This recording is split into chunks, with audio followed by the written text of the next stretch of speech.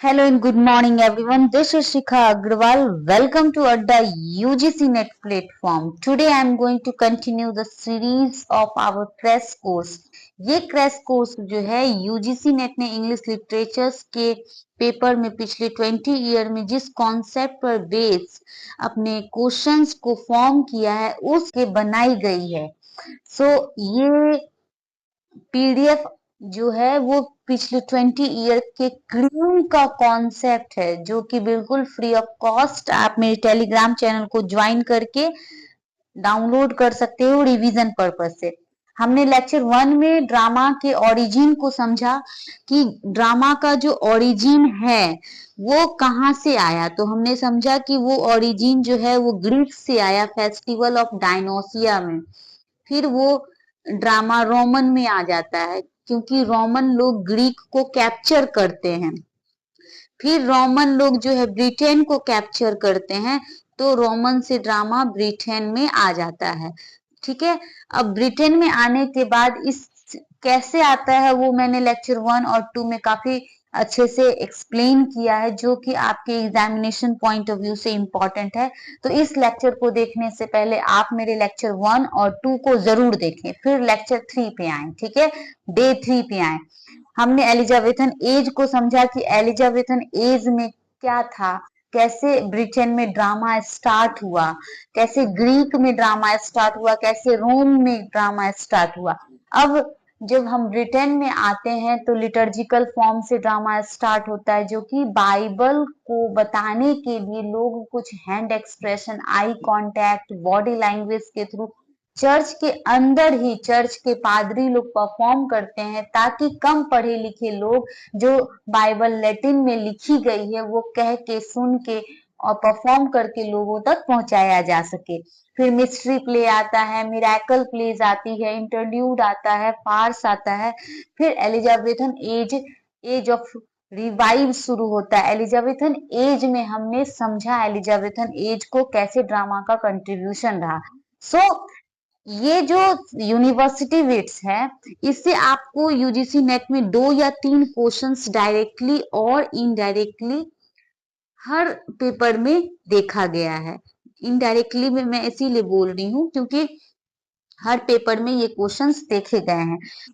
इस स्लाइड से आपको मैं 2 क्वेश्चंस है जो पूछे जा सकते हैं। सबसे पहले आपको पता होना चाहिए कि यूनिवर्सिटी विट्स ये नाम किसने दिया है। तो ये नाम जो है लेट, पहले ही बता रही हूँ कि ये जो राइटर है वो लेट 16th सेंचुरी के हैं।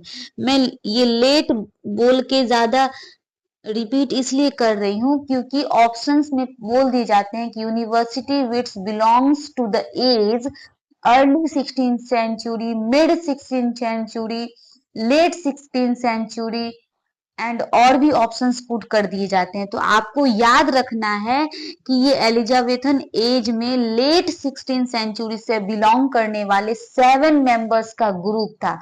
और वो नेक्स्ट क्वेश्चंस पूछे जाते हैं कि ये यूनिवर्सिटी विट्स इनको 7 मेंबर के ग्रुप में किसने पुट किया, द यूनिवर्सिटी विट्स नाम किसने दिया। तो the university wits 19th century में जाकर के, अभी इन लोगों को नहीं पता था कि हम लोग इन यूनिवर्सिटी विट्स हैं। 19th सेंचुरी में जाकर के जॉर्ज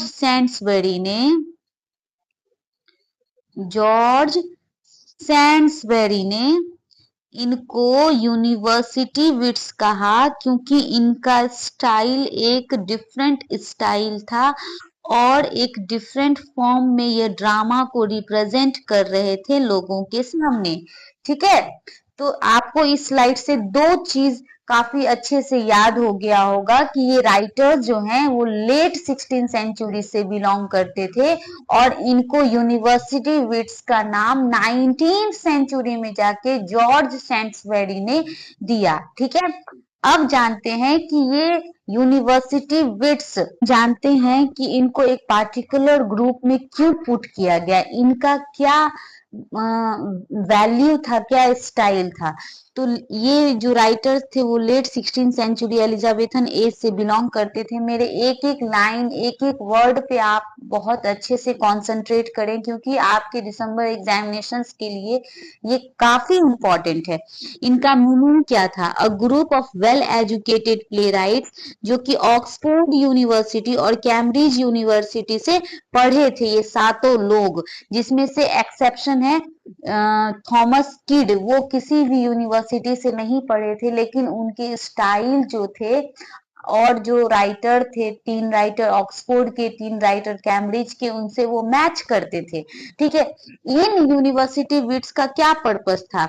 इनका पर्पस था revive English drama before Shakespeare arrival. Shakespeare के आने से पहले इंग्लिश ड्रामा को एक रिवाइव देना। ठीक है, इनका कंट्रीब्यूशन था शिफ्ट ड्रामा फॉर्म रिलीजियस और मॉरल प्लेस टू सेक्युलर और आर्टिस्टिक फॉर्म। पहले क्या था कि हमने समझा कि ग्रीक में जब ड्रामा स्टार्ट हुआ था फेस्टिवल ऑफ डायनोसिया से, तो वो अपने गॉड को खुश करने के लिए परफॉर्मेंस करते थे। मतलब ड्रामा का जो कैटेगरी था वो था रिलीजियस। ठीक है, फिर जो है वो शिफ्ट हुआ लिटर्जिकल, मिस्ट्री, मॉरलिटी में, तो वो धीरे धीरे मोरल प्लेस की तरफ शिफ्ट होने लगा। मोरल प्लेस का मतलब क्या होता है कि जिसमें आप एक वैल्यूज, ह्यूमन वैल्यूज को सीखें, आइडिया, एथिक्स को सीखें। ठीक है, फिर धीरे धीरे ड्रामा जो है वो सेक्युलर की तरफ परफॉर्म होने लगा।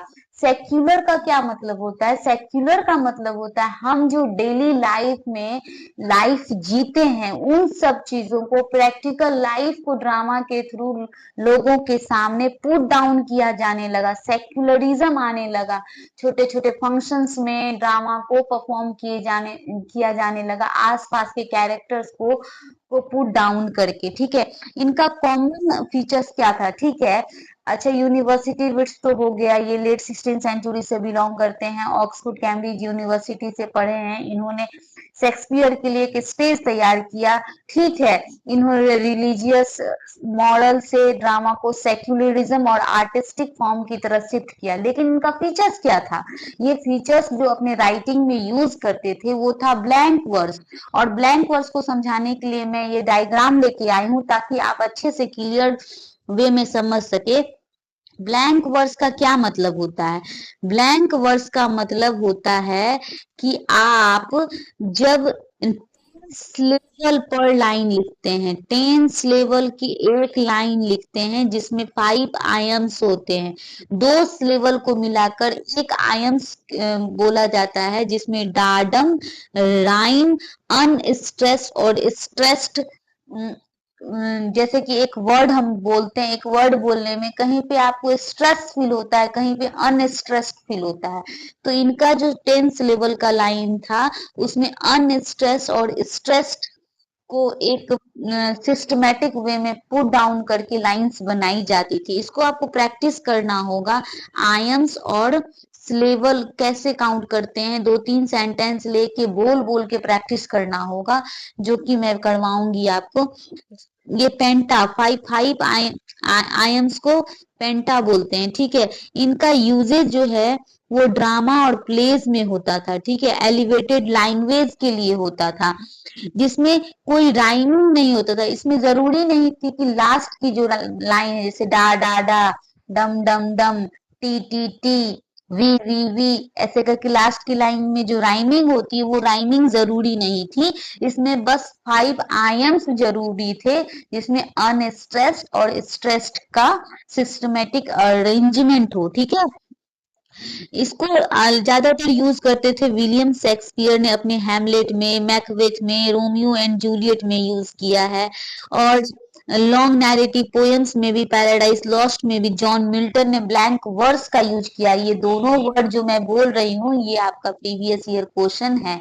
सो मेरे एक एक वर्ड पे आप कॉन्सेंट्रेट करें, क्योंकि आपके एग्जामिनेशन पॉइंट ऑफ व्यू के लिए ये नोट्स जो है बिल्कुल क्रीमी नोट्स है, जिसमें आपका हीरोइक थीम होता था। ये जो ड्रामा लिखते थे उनका क्या थीम था?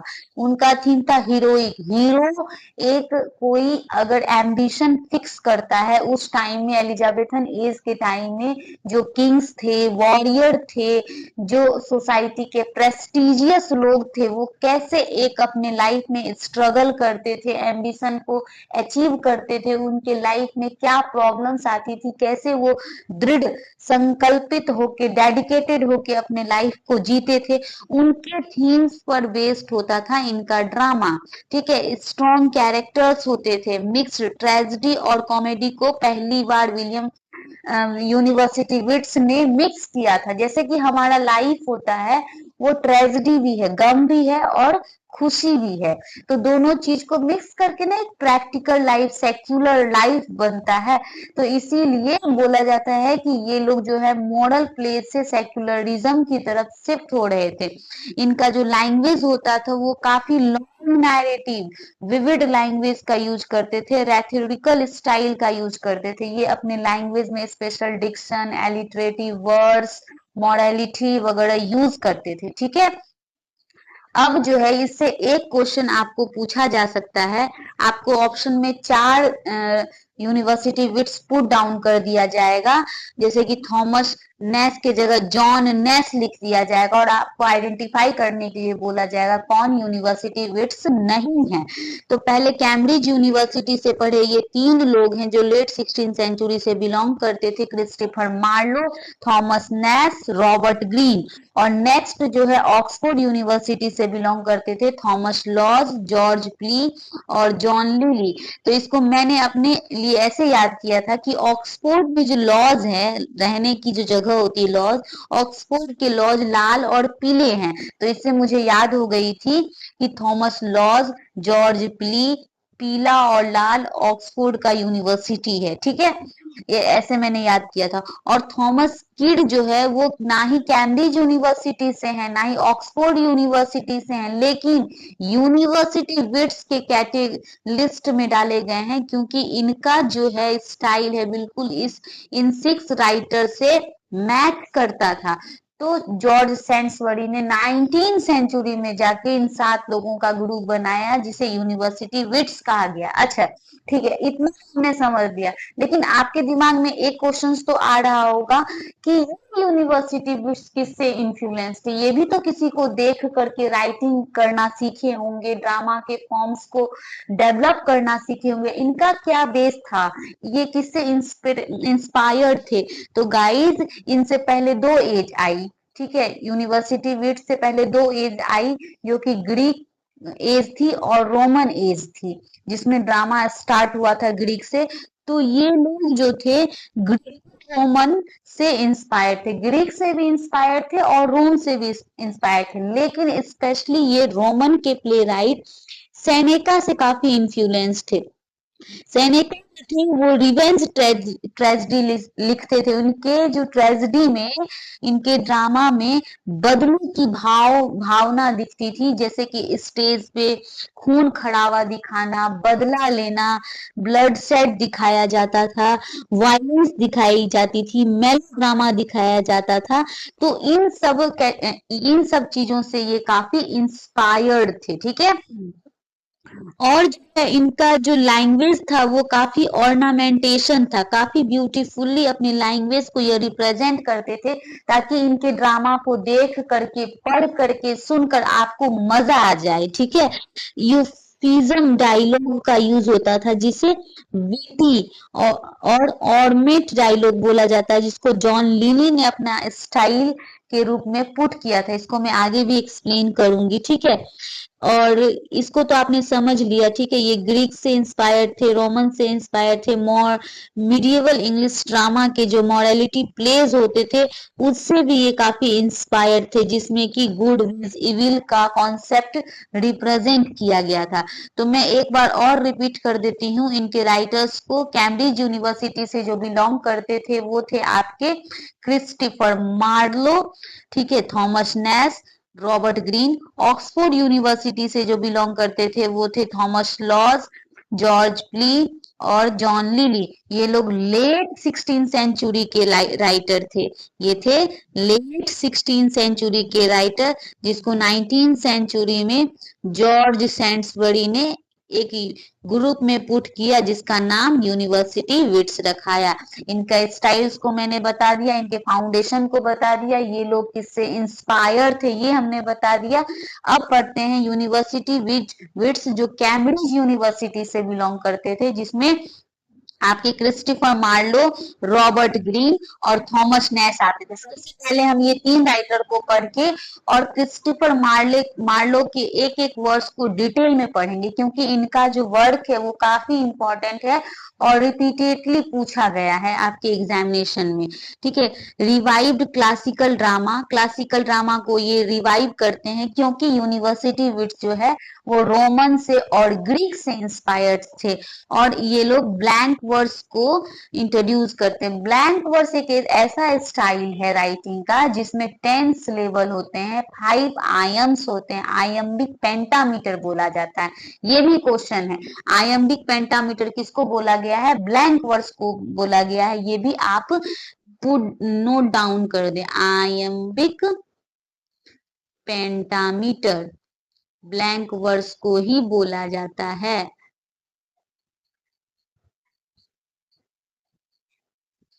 ठीक है। और ये लोग जो है, अभी जस्ट मैंने बताया, let the foundation of Shakespeare's mature drama, Shakespeare के मैच्योर ड्रामा को एक फाउंडेशन यूनिवर्सिटी विट्स ने प्रोवाइड किया है। ठीक है। अब हम लोग समझते हैं सबसे पहले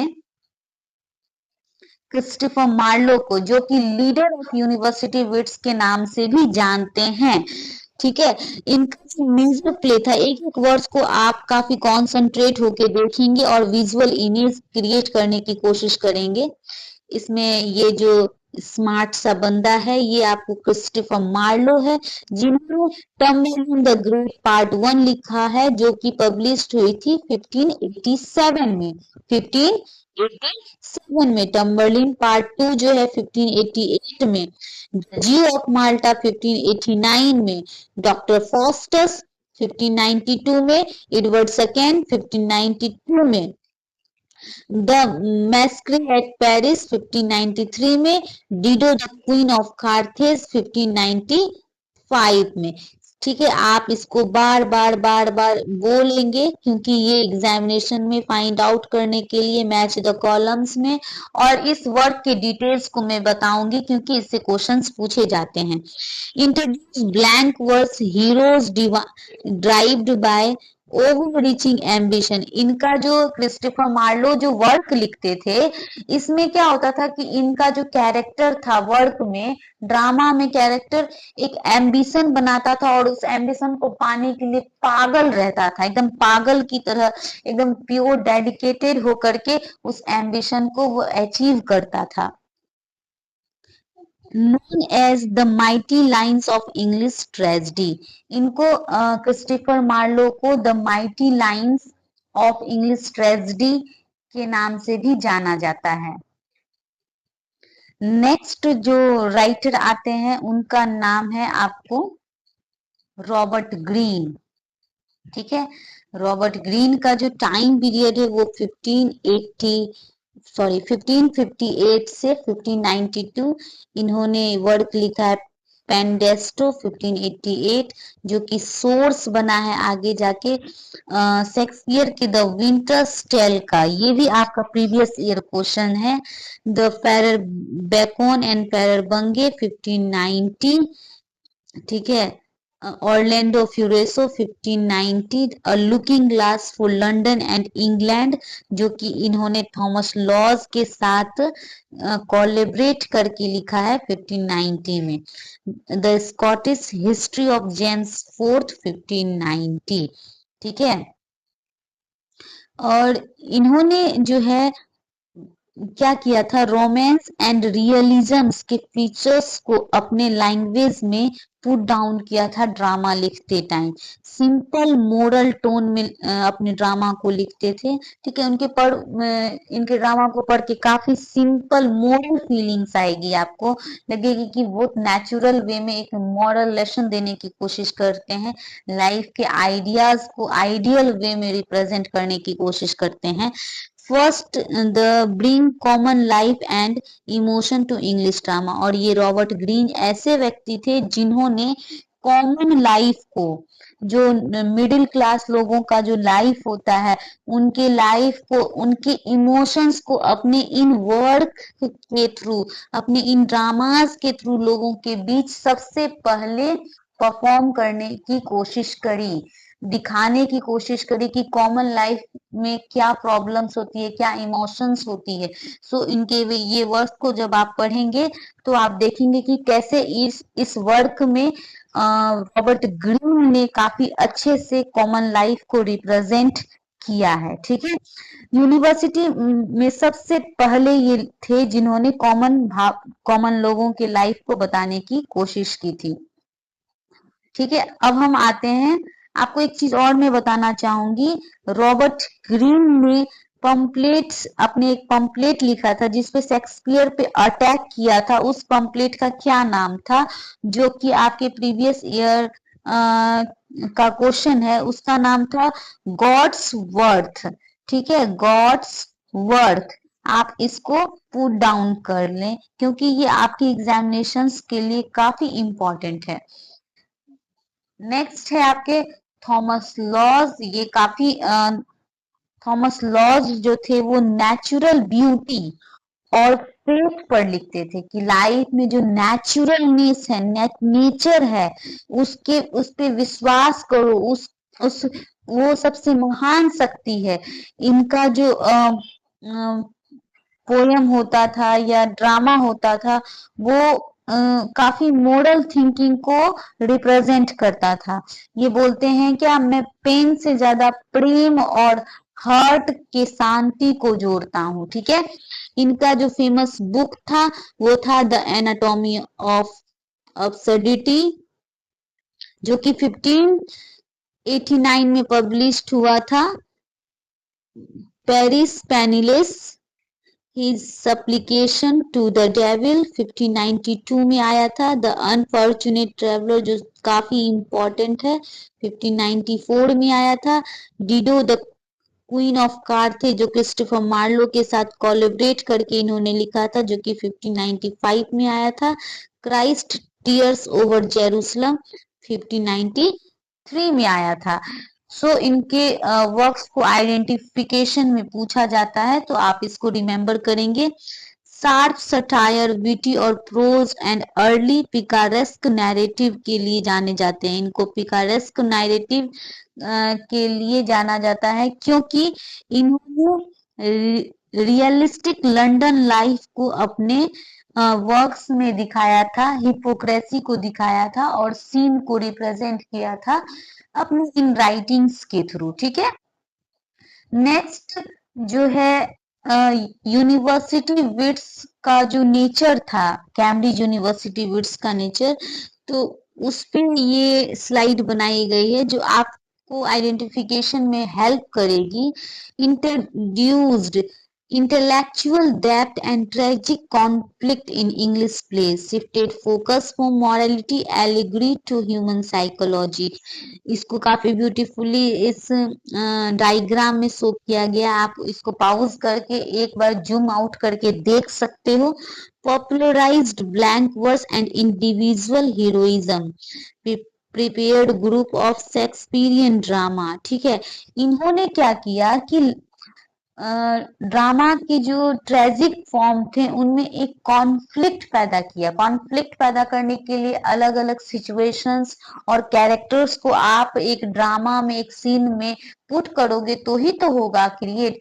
तो ये इनडायरेक्टली हम ये भी सोच सकते हैं कि ये जब ड्रामा लिखते थे तो उसमें कैरेक्टर्स और ज्यादा होते थे, सिचुएशन कॉम्प्लिकेटेड होता था, तो उसमें एक इंटेलेक्चुअल डेप्थ उभर के आती थी, एक ट्रेजिक कॉन्फ्लिक्ट उभर के आता था। ठीक है, नेक्स्ट है क्रिस्टोफर मार्लो को हम डिटेल में पढ़ेंगे, ये 3 राइटर में, ठीक है।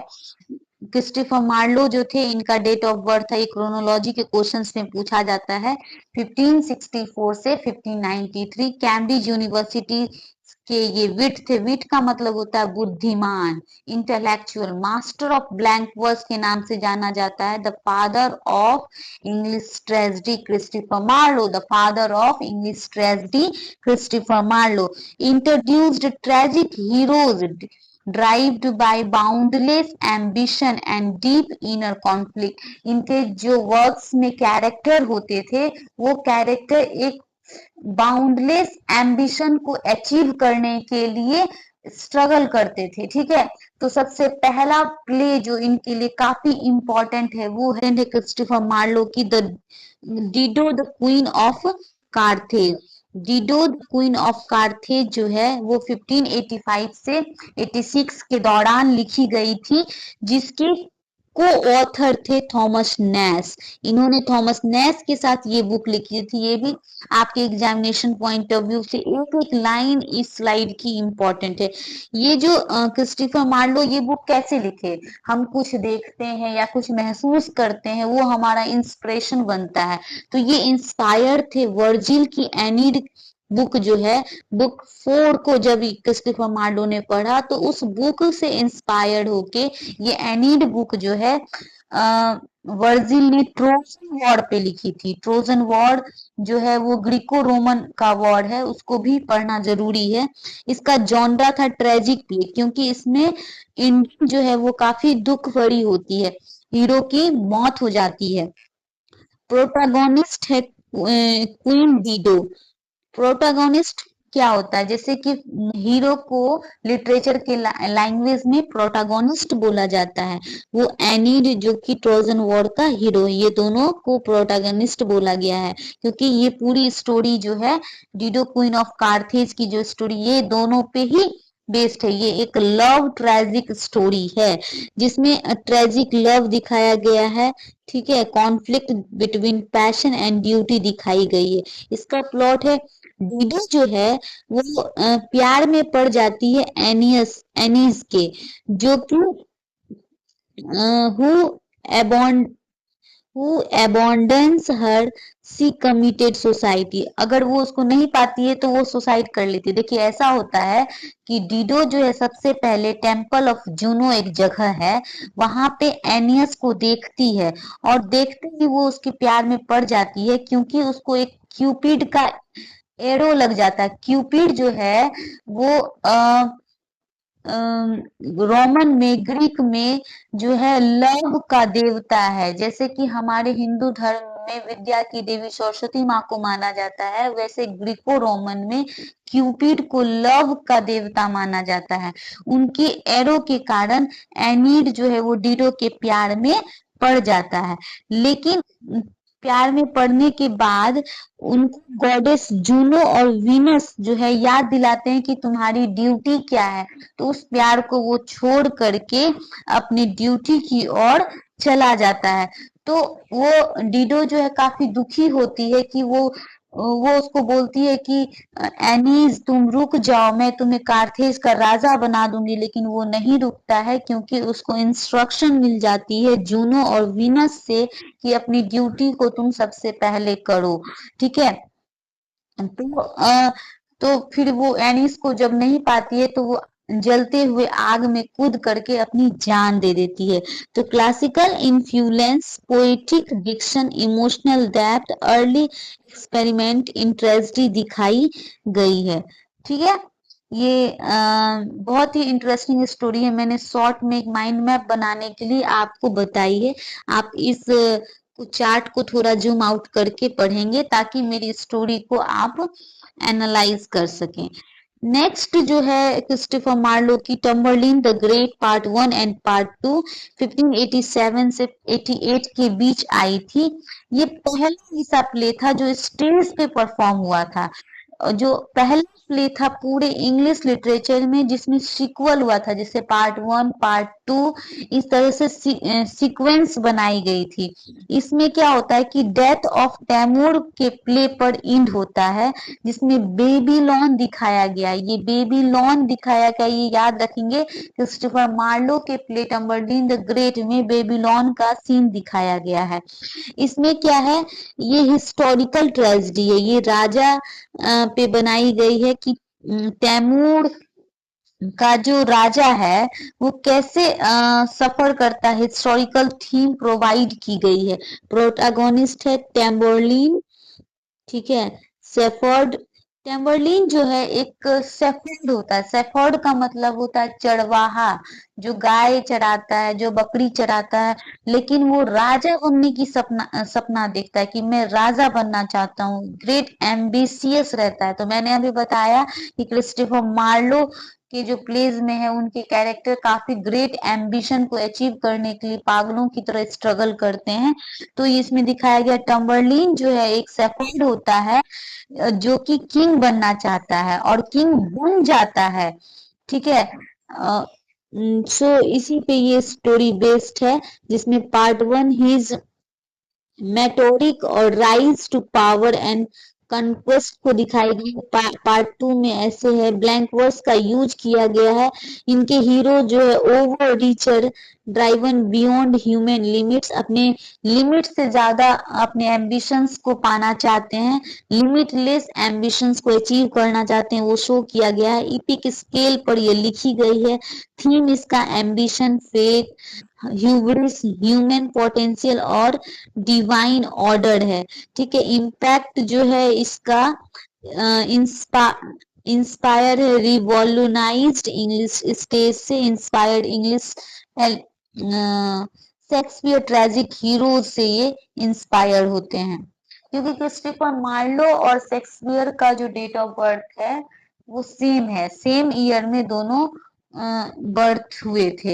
इनका थर्ड प्ले है द ज्यू ऑफ माल्टा। गाइस, जो ज्यू ऑफ माल्टा जो है, इसमें क्या दिखाया गया है? द ज्यू ऑफ माल्टा में दिखाया गया है बाराबास का कैरेक्टर, जो कि काफी इंपॉर्टेंट है। यहाँ पे मैंने इस डायग्राम में पुट डाउन किया है।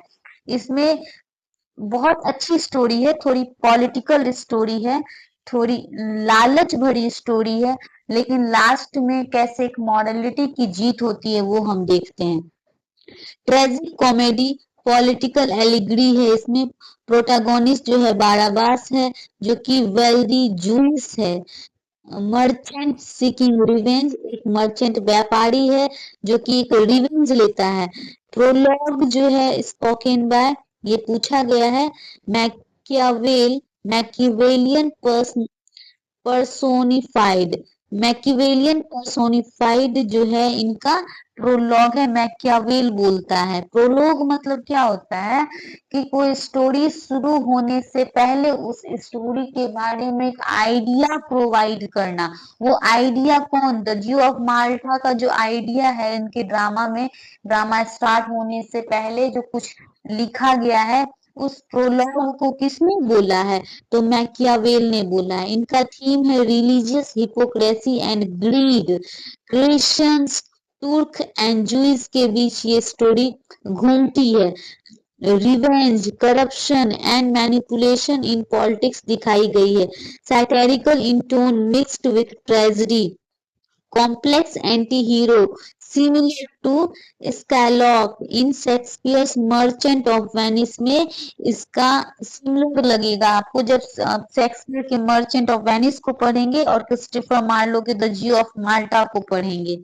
हाईलाइट मार्लोज मार्लोज के जो ओवर एम्बिशियस स्ट्रगल, जैसे कि पावर, मनी और मोरल एम्बिग्यूटी को इसमें शो किया गया है। नेक्स्ट है हमारा Edward third. Edward third Christopher Marlowe का पहला ऐसा प्ले था जिसमें होमोसेक्सुअल का थीम दिखाया जाता है और बिहाइंड द सीन लोग फुसफुसाहट भरी बातों से उस टाइम में एलिजाबेथन एज में क्रिस्टोफर मार्लो के लिए बोलते थे कि ये एक होमोसेक्सुअल मैन है, क्योंकि इन्होंने एडवर्ड सेकेंड लिखा है और इसमें होमोसेक्सुअलिटी पर बेस्ड यह स्टोरी है। इसका जॉनरा है हिस्टोरिकल ट्रेजेडी है। सोर्स जो है हॉलिंस्ट क्रॉनिकल्स, इनका सोर्स जो है पूछा जाता है प्रोटागोनिस्ट किंग एडवर्ड सेकेंड के बारे में है। थीम एब्यूज ऑफ एब्यूज करता है, गाली देता है रॉयल पावर को, क्लास कॉन्फ्लिक्ट को, सोसाइटी में जो क्लास में तुम अपर क्लास से बिलोंग करते हो, तुम मिडिल क्लास से बिलोंग करते हो, तुम लोअर क्लास से बिलोंग करते हो, तुम छोटी जाति को हो, तुम बड़े जाति को, इस क्लास कॉन्फ्लिक्ट पे जो है क्रिस्टोफर मार्लो ने एब्यूज किया है, गाली दिया है, क्रिटिसाइज किया है। एंड होमोसेक्सुअलिटी इनकी थीम है। फ्रेंडशिप, डाउनफॉल ऑफ अथॉरिटी को शो किया। फीचर्स है one of the earliest realistic historical dramas in English, deep psychological portrayal of weak ruler के बारे में बताया गया है। सिग्निफिकेंस है model for Shakespeare's Richard second. ठीक है, ये काफी इंपॉर्टेंट है। इसमें देखिए मोटा मोटी इसकी स्टोरी क्या है। एक इनका क्लोज फ्रेंड होता है पियर्स गैवेस्टॉन, ठीक है, मैं यहाँ लिख देती हूँ।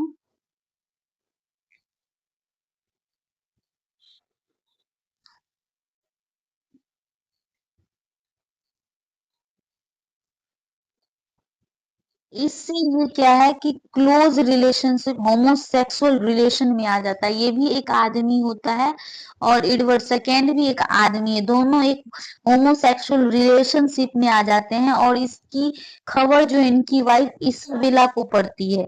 इसाबेला जो है वो खुद भी एक अलग मार्टिविस के साथ लव अफेयर में रहती है और एक प्लान बनाती है वाइफ इसाबेला अपने लवर मार्टिविस के साथ मिलकर हस्बैंड एडवर्ड सेकेंड को मारकर थ्रोन ताज जो है को ओवरटेक करने का प्लान बनाती है, जो कि इस डायग्राम में आप काफी ब्यूटीफुली पढ़ के जूम आउट करके एनालाइज कर सकते हो गाइस। सो इसमें आप ये जान सकते हो एडवर्ड सेकेंड राजा है जो कि पियर्स गैवेस्टोन के साथ होमोसेक्सुअल रिलेशनशिप पे बेस्ड स्टोरी है।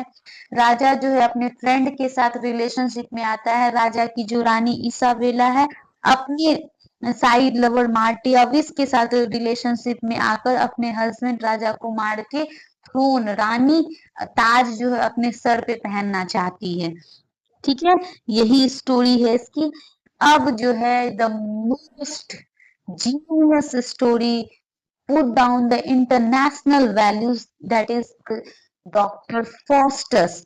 डॉक्टर फॉस्टस क्रिस्टोफर मार्लो की एक ऐसी स्टोरी है जिसपे रिसर्च, लाखों किताबें, लाखों ट्रांसलेशंस, लाखों सोर्स किए गए हैं। ये एक इनका पूरा नाम है the tragic history of the life and death of doctor Faustus.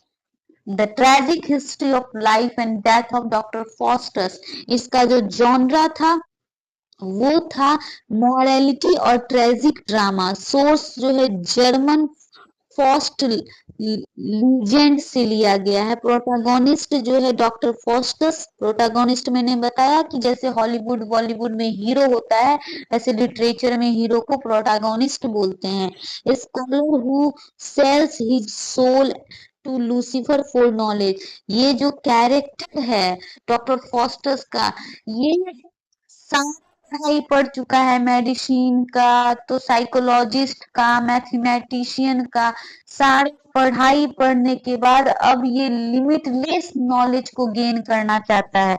Limitless knowledge के लिए ये ब्लैक मैजिक के पास जाता है। ब्लैक मैजिक का जो आइडिया है इसके दो फ्रेंड हैं वो सजेस्ट करते हैं। ठीक है, ब्लैक मैजिक के ये यहाँ पे एक लूसीफर है जो कि बोलता है कि ठीक है, मैं तुमको एक लिमिटलेस नॉलेज दूंगा जिससे तुम वो चीज कर सकोगे जो अभी तक साइकोलॉजी की नॉलेज लेके, मैथमेटिशियन की नॉलेज लेके, मेडिसिन की नॉलेज लेके तुमने नहीं किया। तो ये अपने सोल को, अपनी आत्मा को जो है बेच देता है, सेल कर देता है लूसीफर को। लेकिन 24 इयर्स का ये डील होता है कि 24 इयर्स ये मजे लेगा ब्लैक मैजिक का, उसके बाद इसकी जो सोल है वो लूसीफर ले जाएगा। ठीक है। थीम जो है इसका रेनेसास कॉन्फ्लिक्ट। रेनेसास कॉन्फ्लिक्ट मतलब होता है ह्यूमैनिज्म। ह्यूमैनिज्म, ह्यूमन के लाइफ में जो कॉन्फ्लिक्ट होती है बिटवीन फेथ एंड रीजन, वो शो किया गया है। सिन, पाप, टेम्पटेशन, पाप को एक्सेप्ट करना, and internal damnation of knowledge with salvation को दिखाया गया है। फीचर्स जो है, use of good and evil, अच्छाई और बुराई, दो एंजल्स होती है इसमें, सिंबॉलिक कॉन्फ्लिक्ट दिखाई गई है। इस स्टोरी में अच्छी एंजल और बुरी एंजल्स के बातचीत को भी शो किया गया सिंबॉलिक वे में। ठीक है। कॉमिक रिलीफ सीन भी दिखाई गई है। ends with the Foster's tragic repentance and damnation। इसमें लास्ट में क्या होता है, ये काफी स्टोरी है लेकिन मैंने एक एग्जामिनेशन पॉइंट ऑफ व्यू के लिए कुछ पॉइंट्स लेके आई हूँ जो आपकी एग्जामिनेशन के लिए इम्पोर्टेंट है। डॉक्टर फॉस्टर्स जो है वो जर्मन फॉस्ट होता है, जर्मन से बिलोंग करता है। ये स्टोरी ब्लैंक वर्स में लिखी गई है। इसमें प्रोज और वर्स दोनों का यूज है। ये प्रोज में भी लिखी गई है और वर्स में भी लिखी गई है, हालांकि दोनों एक ही बात है। ठीक है। और जो इसमें ये 5 एक्ट का एक प्ले है। ये जो एडिशनल पॉइंट है वो आपके एग्जामिनेशंस के लिए काफी इम्पोर्टेंट है। ठीक है। इसमें सोल को सेल्वेशन किया जाता है, गुड बेज इविल की कैरेक्टर्स को दिखाई गई है, मॉडल लेसन देने की कोशिश की गई है। तो आज के लेक्चर्स को काफी लिमिटेड रखते हुए मैं आगे बढ़ती हूँ इनके 6th प्ले पर, क्रिस्टोफर मार्लो के 6th प्ले पर, जिसका जॉनरा है पॉलिटिकल ट्रेजेडी। इसमें पॉलिटिक्स की बात होती है, पॉलिटिक्स, लेकिन एक दुखी तरीके से। लास्ट में प्रोटोगोनिस्ट की डेथ हो जाती है। जहां ट्रेजेडी है वहां हीरो की लास्ट में डेथ होनी है। Based on S Bartholomew's day. ठीक है। 1572 फ्रांस में। थीम इसका है religious and political manipulation of violence को दिखाया गया है। फीचर्स है, ये सब आप देख सकते हैं जो कि आपके एग्जामिनेशंस के लिए इम्पोर्टेंट है। अब मैं आती हूँ क्रिस्टोफर मार्लो के कुछ पॉइंट्स पे जो कि एग्जामिनेशंस के लिए इम्पोर्टेंट है। परफेक्टेड ब्लैंक वर्स, इन्होंने ब्लैंक वर्स को परफेक्ट किया, जिसको मार्लोज माइटी लाइन बोला जाता है। Create first English tragic heroes, और इन्होंने फर्स्ट इंग्लिश ट्रेजिक हीरो भी क्रिएट किया, जैसे टैम्बरलिन, फॉस्टस, बाराबास, एडवर्ड। ये सारे इनके प्ले के मेन कैरेक्टर्स थे जो कि एक ट्रेजिक हीरो थे। थीम था इनका renaissance humanism, over reaching ambition and inner conflict.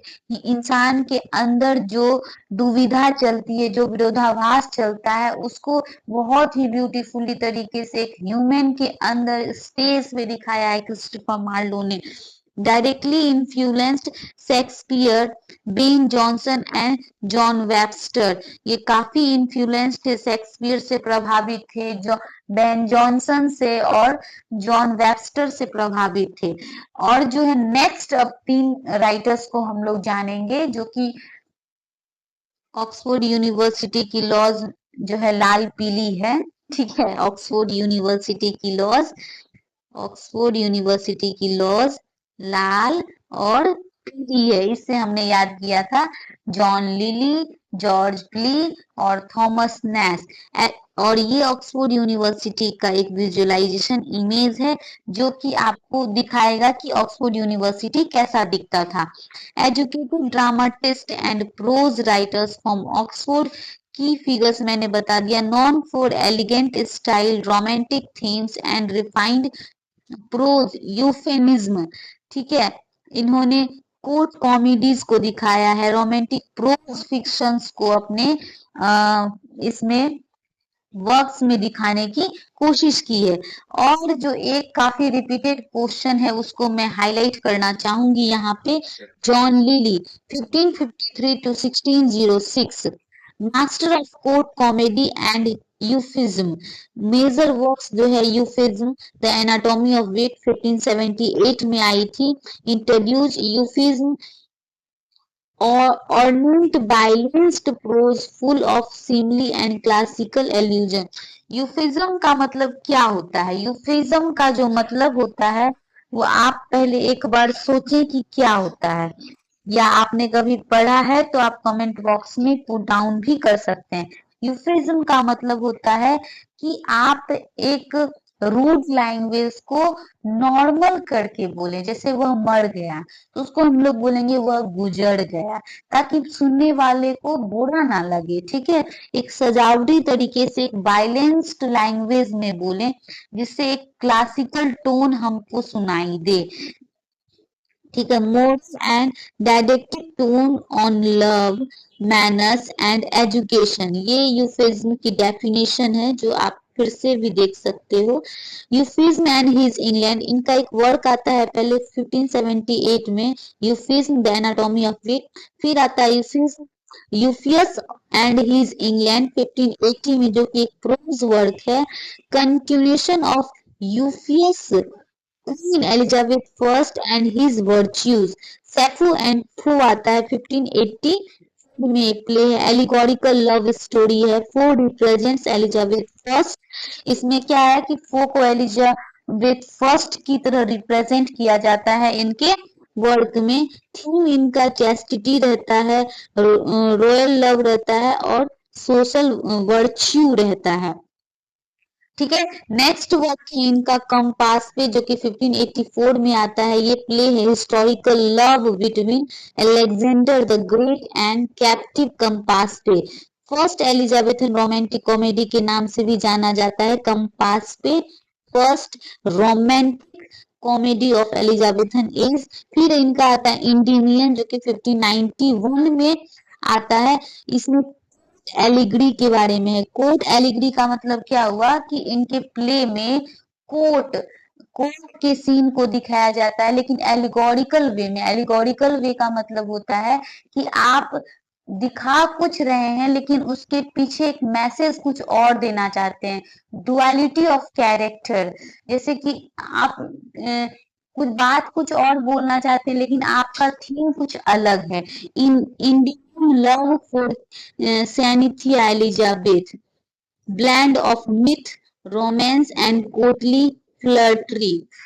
फिर है मिडास, जो कि 1592 में पब्लिश्ड होता है।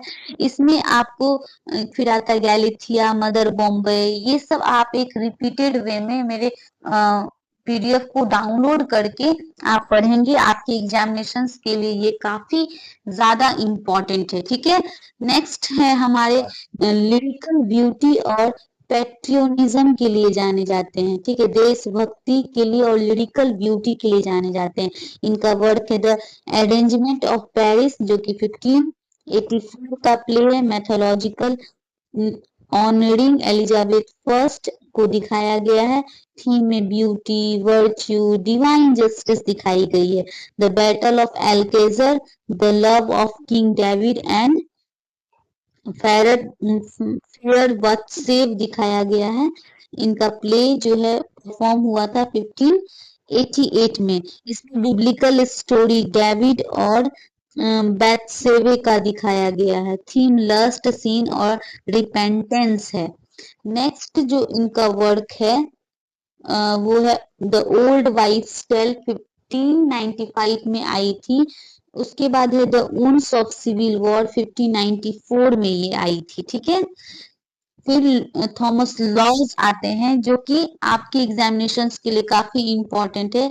इनका स्टाइल होता था प्रोज स्टाइल और रोमांटिक ड्रामाटिस्ट थे ये। इनका वर्क था एन अलार्म अगेंस्ट यूजरर्स, जो कि 1584 में आया था, जिसमें सोशल सटायर और सोशल सटायर थी। ठीक है। मेटामॉर्फोसिस आया था 1589 में, पोइटिक फेबल है इसमें। रोजालैंड और यूफियस गोल्डन लिगेसी आई थी 1590 में। इसकी डिटेल्स को आपका एक बार वीडियो को पॉज करके पढ़ सकते हो डिटेल में। फिर आता है थॉमस नैश का, सॉरी, थॉमस लॉज का the looking glass for London. ये काफी इंपॉर्टेंट वर्क है जो कि 1590 में आती है। ये प्ले जो है रॉबर्ट ग्रीन के साथ मिलके इन्होंने लिखा था, जिसमें biblical morality, play warning against sin and pride को दिखाया है।